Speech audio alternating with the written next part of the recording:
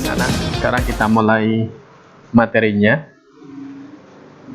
Kali ini kita akan belajar fikih. Materi yang akan kita pelajari tentang khitan. Ya, yang pertama kali kita ketahui adalah pengertian khitan terlebih dahulu. Ya, secara bahasa khitan artinya memotong.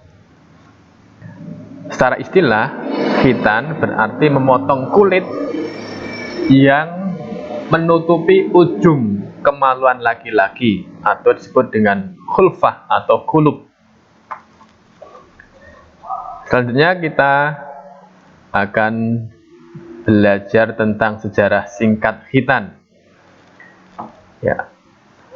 Orang yang pertama kali dikhitan adalah Nabi Ibrahim alaihissalam pada saat usia beliau 80 tahun. Ya.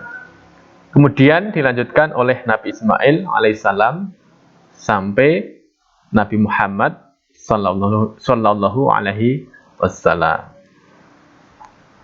Nah, ini adalah ayat yang memerintahkan Nabi Ibrahim berkhitan. Wa idibtala Ibrahima rabbuhu kalimatin fa'atammahun. Qala inni ja'iluka lin-nasi imama. Qala min dzurriyyati qala la yanalu ahdidz zalimin. Artinya, dan ingatlah ketika Ibrahim diuji Tuhannya dengan beberapa kalimat perintah dan larangan. Lalu Ibrahim menunaikannya. Allah berfirman, sesungguhnya Aku akan menjadikanmu imam bagi seluruh manusia. Ibrahim berkata, dan saya mohon juga dari keturunanku. Allah berfirman, janjiku ini tidak mengenai orang yang zalim.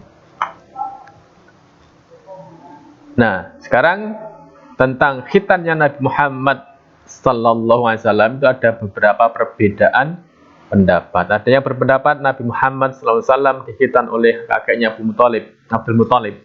Yang kedua, Nabi Muhammad dikhitan oleh malaikat Jibril saat membersihkan dada beliau. Yang ketiga, Nabi Muhammad lahir sudah dalam keadaan dikhitan. Selanjutnya tentang ketentuan khitan. Khitan bagi anak laki-laki.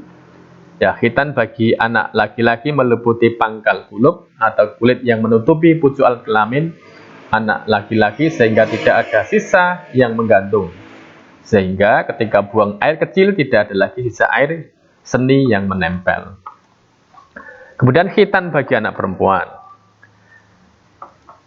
Ya, menurut standar MUI, khitan bagi perempuan itu dilakukan cukup dengan hanya menghilangkan selaput atau jaldah atau kolom atau preputium yang menutupi salah satu bagian dari alat kelamin perempuan.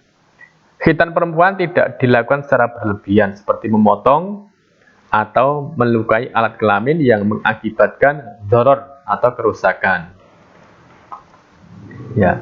Nah, dengan adanya perbedaan masalah khitan perempuan yang terjadi di masyarakat dan perbedaan pemahaman para ulama, maka orang tua dituntut hati-hati.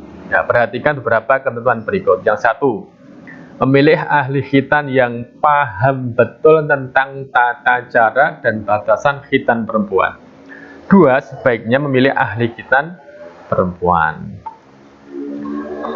Nah, selanjutnya tentang persiapan pelaksanaan khitan. Nah, apa saja yang harus dipersiapkan sebelum melakukan khitan? Yang pertama, dilaksanakan di ruang yang bersih. Yang kedua, di meja tempat tidur, di tempat tidur atau meja tindakan yang bersih. 3, alat yang steril. 4, pencahayaan yang cukup. 5, ada air yang mengalir. 6, mencuci tangan dengan sabun pada air bersih yang mengalir. 7, menggunakan sarung tangan. 8, membersihkan kotoran yang ada pada alat kelamin dan sekitarnya sebelum dikhitan. 9, dilaksanakan oleh ahli dengan peralatan yang lengkap. Tentang hukum khitan, ya, khitan bagi anak perempuan. Ada yang mengatakan wajib. Pendapat ini adalah pendapat yang sahih dan masyhur dari pengikut Imam Syafi'i. Mereka berpendapat bahwa khitan itu wajib bagi anak laki-laki dan perempuan sebagaimana dilaksanakan pada masa Nabi Ibrahim, karena khitan merupakan kesempurnaan agama.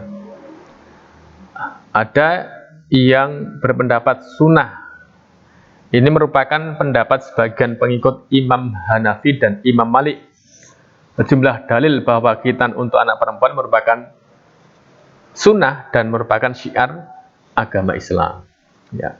Yang ketiga, mustahab atau dipandang baik, yang merupakan pendapat para pengikut Imam Hanafi dan sebagian pengikut Imam Malik dan Imam Hambali. Mereka berpendapat khitan bagi perempuan dipandang baik dan merupakan kehormatan bagi perempuan.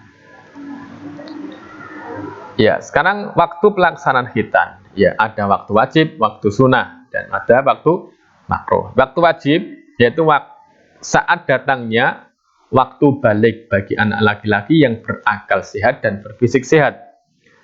Yang kedua, waktu sunnah.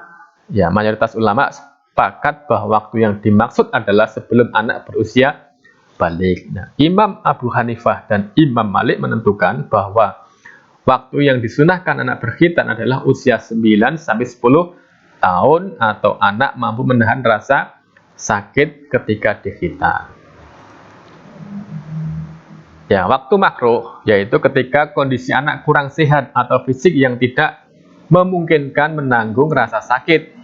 Waktu yang dimaksud adalah bayi yang berumur kurang dari 7 hari. Nah, sekarang tentang manfaat khitan. Apa manfaat khitan bagi kita semua? Ya.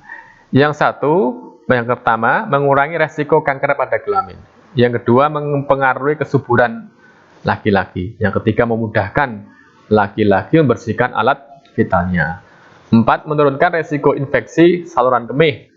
5, bisa mengurangi resiko infeksi penyakit menular serta HIV atau AIDS dan penyakit kanker serviks.